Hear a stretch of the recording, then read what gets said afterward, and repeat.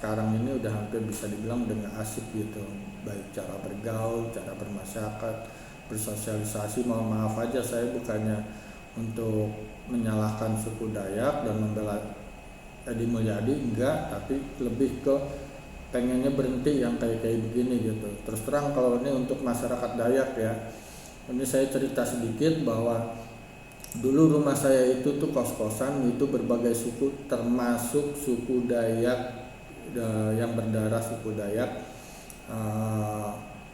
Itu kos di rumah saya, main PS dari malam itu, dari ya kira-kira habis isya lah, itu jam 8 jam 9 sampai pagi jam 7 pagi itu kita nggak tidur. Itu ngopi saya sediain, dan teman saya yang suku Dayak beli rokok, beli snack, terus saya juga nyediain apa yang ada. Itu kita asik-asik aja, bahkan ya ledek-ledekan segala macem, itu nggak ada masalah gitu loh.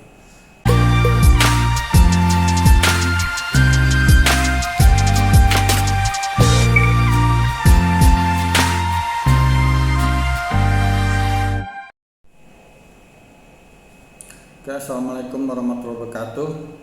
Ini saya mau bacain dua berita yang kasusnya sama. Jadi yang satu cuman udah sedikit lumayan lama ya, tanggal 20 Januari, hampir udah seminggu. Nah, ini terkait Arteria Dahlan minta maaf kepada orang Sunda, Ridwan Kamil bersyukur. Anggota DPR RI Arteria Dahlan akhirnya meminta maaf secara terbuka kepada orang Sunda yang meminta Kepala Kejaksaan Tinggi Jawa Barat diganti lantaran berbahasa Sunda. Menanggapi permintaan maaf itu, Gubernur Jawa Barat Ridwan Kamil bersyukur.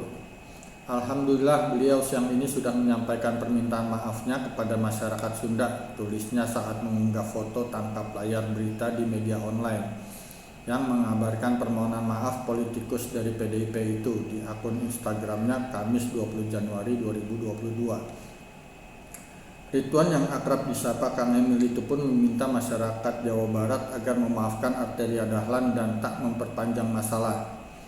Mari silih asah asih asuh silih wawangi. Hidup damai penuh dengan rasa toleransi dan saling memahami adalah jati diri kita.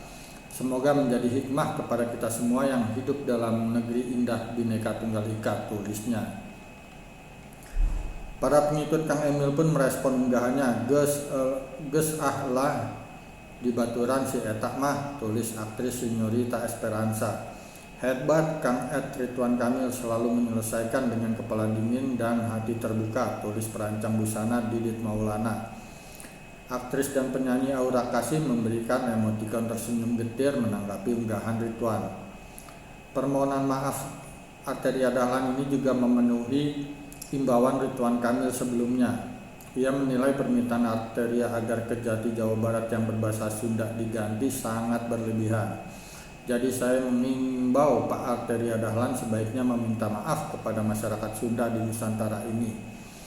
Kalau ini tidak dilakukan, pasti akan bereskalasi, ujar Ridwan dalam siaran persnya pada Selasa 18 Januari 2022. Oke, itu berita dari Tempo.co tanggal 20 Januari.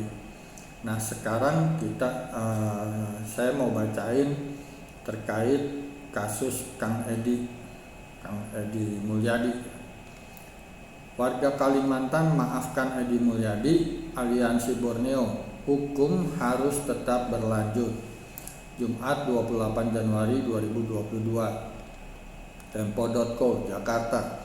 Warga Kalimantan disebut telah memaafkan Edi Mulyadi atas pernyataannya yang diduga mengandung ujaran kebencian.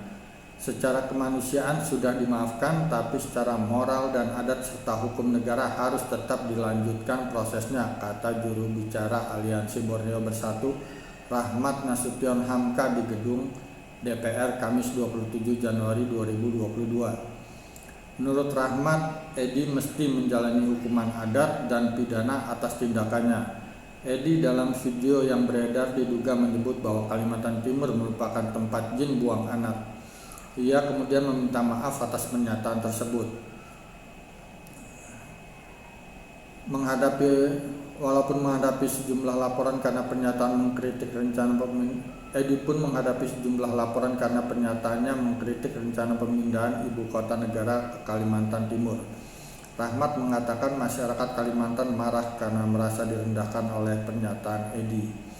Kami ini dianggap sebagai masyarakat yang primitif, masyarakat yang jauh dari kemajuan, tempat yang dianggap sunyi senyap. Menurut dia, masyarakat Kalimantan merupakan orang yang toleransi, namun mereka tidak akan menerima jika diusik.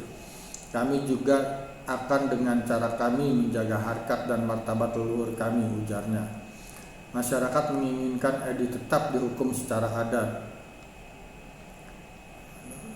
Ini ada ads-nya lagi.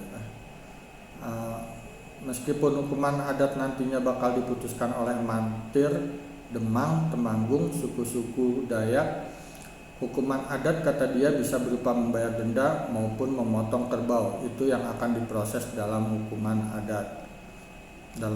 adat. Oke. Nah, itu berita yang satunya. Ya, dari dua berita ini dua-duanya sih sudah memaafkan, cuman yang saya lihat sih bedanya pasca dimaafkan itu yang satu selesai, yang satu masih diharapkan diproses baik hukum negara maupun hukum adat, hukum positif. Dan yang kedua, saya melihatnya yang satu adalah pemimpinnya itu Gubernur Jawa Barat Ridwan Kamil turun untuk menenangkan masyarakat Sunda dan untuk mencoba supaya memecahkan masalah ini antara masyarakat Sunda dengan Arteria Dahlan. Dan untuk Kalimantan Timur saya belum melihat.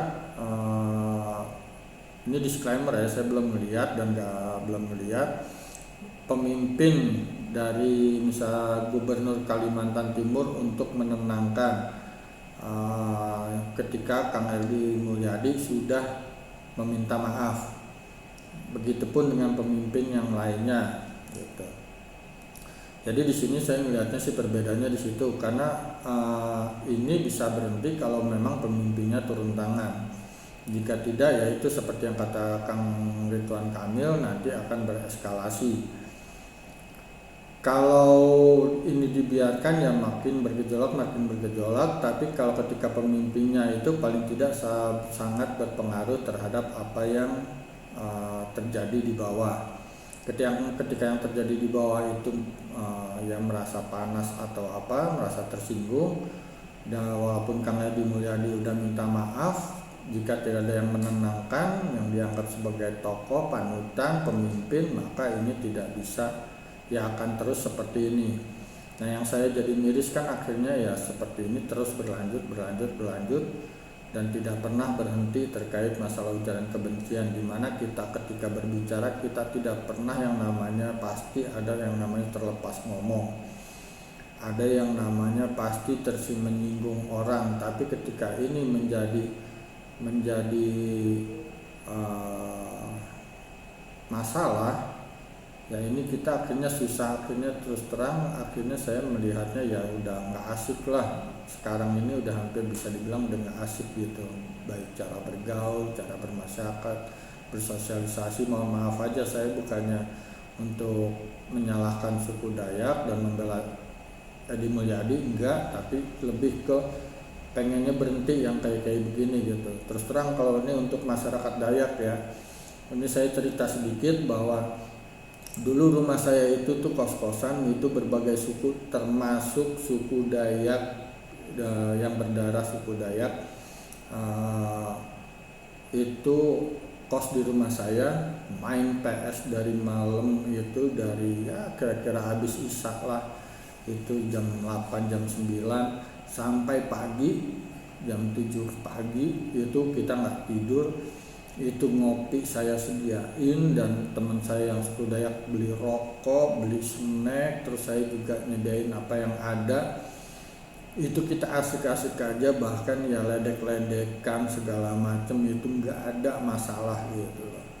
Termasuk masalah ngomong ya, ketika pergaulan masalah buang anak dan segala macem gitu, yang istilah-istilah Betawi itu ya pasti udah pada tahu lah gitu. Ketika ledek-ledekan itu seperti apa gitu.